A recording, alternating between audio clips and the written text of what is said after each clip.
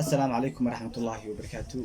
أصحاب تقاليجا ولوبا جوتانين وعبد السلام أحمد فرح عبد السلام دقصول. waxaan saakin ku salaamayaa magaalada barakeysan magaalada barakeysaneed ee tacliinta Burame. waa subax jimca waa subax qurux badan. waxaan rabaa halkan ku duubo saakay oo aan u imi maase aad u kooban. بريان حاجة واسيرة ويني واسك مشغول أنا واسك مشغولي. لكن إن شاء الله وهي كدم يوم مانتي وهنجي على هاي عند نيرتو سيد واحد ما إن شاء الله يبحرنا دونتو. ما صارت محلي كها كها واسك دري مثلا ما يغلى كدري مثلا وين أنت نور كبني وكله. لكن وحوم بيوحي كهذا الساعة إن أنا إسكال فريندس أهيدين أما صاحب أهيدين. يتنا maalmaha ma kamid ah isma kulantii iska sheekaysateen kadib deelan jacaylku ma yaqaan saaxiib iyo friends inta dib ka jeclaatay inta bal maxaad dhihi lahayd sidee ugu sheegan lahayd jacaylka u qaaday ka marka waxay leedahay inaan yahay kashii hore kulankeeni koowaad kaftan ina dhex maray baa kalgacayl ka beermo hadda uu kalkii galay sida geeya kaymiyo kobiyeela dhex joogto intay kobcday qaajo ah kolkii aan ku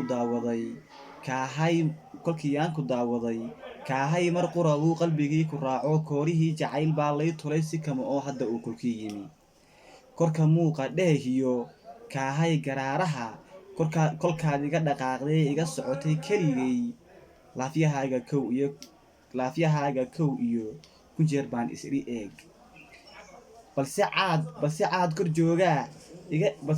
joogaa kaa dhigay dabayloo iga kaa kaxayaye kursigaad ogeyd baa kaahu igu soo baxay kaftan uma hadlaayee kubkan lagugu laray iyo cabaaryahan ku kaamilay qof dhugtaaba kaahay durba wuu ku caashaqi haddii tatan lagu kulmo hablaha loo kala cayimo kaalmaha quruxdiyo anshaxa adaa kaahay dhammaan gayaanka intii ku nool kow iyo laba noqon lahaa kulley dhadi kuu dhigmaa haddaanay kor joogin duni kaalinta saddexaad iyana hadday ka tagaan guddigu anigu waa ku siin lahaa kaahay nuur soo baxaay cadceed dhulka kaafisaay quraysh dadku kuunyadaay kun iyo kow jeer adaan kal iyo laab kuu jeclahay jacayl lagu koobay maan afkiyo lagu karin dibnaha inay sheegaan kurbada inaad